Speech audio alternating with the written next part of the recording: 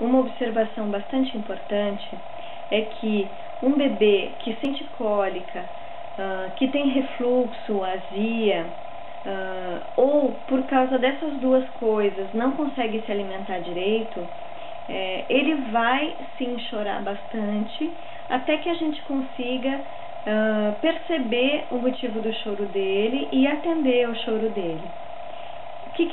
O que eu reparei com o Lucano?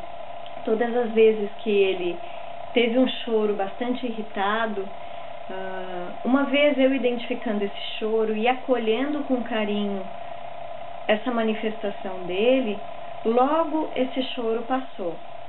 Eu ultimamente tenho lido esse livro aqui,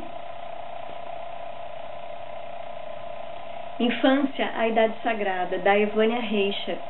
É um livro que tem umas partes bastante técnicas, mas tem alguns capítulos que são muito importantes para a formação do pai e da mãe, para o entendimento das fases que o nosso bebê está passando, e entendendo essas fases, a gente pode acolher com maior segurança o que está acontecendo com o nosso bebê.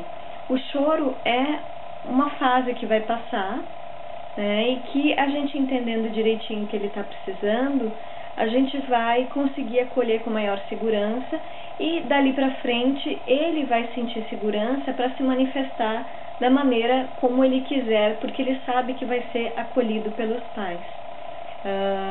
A Evânia fala nesse livro sobre a mãe suficientemente boa, né, que não é uma mãe boazinha, mas é aquela mãe que exerce a maternagem, né? Mesmo que, por exemplo, ela não esteja amamentando, ela vai dar uma mamadeira de uma forma bastante maternal, acolhedora, carinhosa, né? Parece batido falar nisso, mas é bastante importante que o bebê seja muito acolhido e que ele sinta bastante segurança nas reações que os pais têm às manifestações deles, né? Então, um bebê que chora irritado, se a gente responde com irritação, daqui a pouco ele entende que isso está errado e que ele não pode se manifestar. Então, é importante que a gente mantenha a tranquilidade, por mais que seja difícil, um pai que ajuda a mãe nesse momento torna as coisas mais fáceis, né? Então, quando eu não aguento mais e fico muito cansada com o choro irritado dele, eu passo a bola para o Alberto e o Alberto consegue acolher com mais facilidade. Assim, o Lucano não entra naquele looping grande de choro que parece que depois não vai se resolver mais. Uma vez que a gente atende o bebê no começo do choro dele, ele não vai entrar naquela montanha russa que parece que não tem mais fim. E sobre a polêmica de deixar chorando ou atender o bebê, né? O que eu acredito e o que eu li no livro da Evânia, né? O bebê, até que ele comece a falar ou até que ele comece a andar, que são movimentos mais independentes dele, é importante que ele tenha segurança dos pais ou dos cuidadores. Então, quando ele começa a chorar, que é a manifestação de estar dizendo que alguma coisa ele está precisando, é bom que a gente atenda, né? Não precisa largar tudo que a gente está fazendo e sair correndo para atender o bebê no primeiro ar que ele der, né? É importante que a gente estabeleça uma relação de confiança com esse bebê, para que ele saiba que os pais ou os cuidadores vão estar ali para atendê-lo e ele não está sendo abandonado, entre aspas, né? Que um bebê que ainda não tem consciência de si mesmo como um único, ele acha que o seu umbigo, ele percebe o seu umbigo como o centro do mundo, né? Então, uma vez que ele chora e não é atendido, ele está sozinho no mundo e foi abandonado, né? Assim que ele começa a se perceber a mãe como algo separado e não ela sendo um seio, ele vai ter noção, né, de que eu posso esperar um pouquinho, a minha mãe está ali na frente, né? Enquanto ele não tem essa noção, é importante que a gente atenda, sim, né?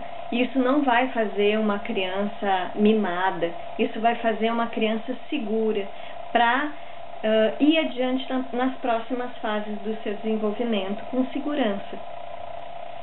E tem um motivo bastante básico de choro do bebê, que é o mesmo motivo pelo qual a gente acorda um dia chateado ou que a gente está com vontade de ficar mais quietinho, né? O bebê pode estar chateado, pode estar se sentindo estranho no corpo novo, né? Então, às vezes ele vai chorar por nada mesmo, né? E se ele tiver o acolhimento, isso vai passar mais rápido e vai ser um pouco mais fácil para ele enfrentar aquele dia mais difícil. Agora, aos 6 meses, o Lucano tem chorado quando ele não me vê. Por exemplo, eu estou com ele, deixo ele no colo da avó ou do pai, que são pessoas conhecidas, e saio do seu campo de visão. Ele começa a chorar desesperado.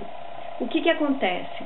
Nessa fase, é uma fase em que ele está percebendo que ele não é único comigo, né? Ele está percebendo que eu sou outra pessoa, que ele é separado de mim, e isso gera angústia para ele.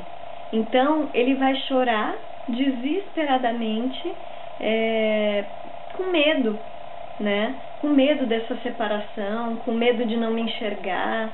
E se eu estiver acolhendo ele com paciência, com amor, com tranquilidade, ele vai passar mais fácil por essa fase. É uma fase que pode ir até os 9 meses, né? Mais ou menos quando começa a vir os dentes também, é uma fase bastante chatinha, dos 6 aos 9 meses. Então, uma vez que ele tem acolhimento, ele vai passar por isso mais fácil.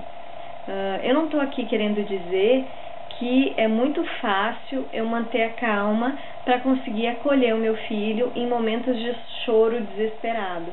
Muitas vezes eu chorei junto com ele, muitas vezes eu fiquei irritada, mas à medida que eu tenho informação sobre o que é que está acontecendo, eu consigo acolher ele com mais tranquilidade, né? Então é bastante importante que a gente mantenha uma rede de comunicação, que a gente confie no que algumas pessoas estão dizendo, como a nossa mãe, irmãos, amigas que têm filhos, que podem estar querendo nos ajudar com carinho, principalmente o pediatra que conhece a história desse bebê, né? Então, se a gente tiver essa rede de apoio e principalmente informação sobre as fases do desenvolvimento que o nosso bebê está passando, fica muito mais fácil da gente manter a tranquilidade para atender ele da maneira como ele merece, né? Que é com paciência, com carinho, com tempo presente da gente ali com ele,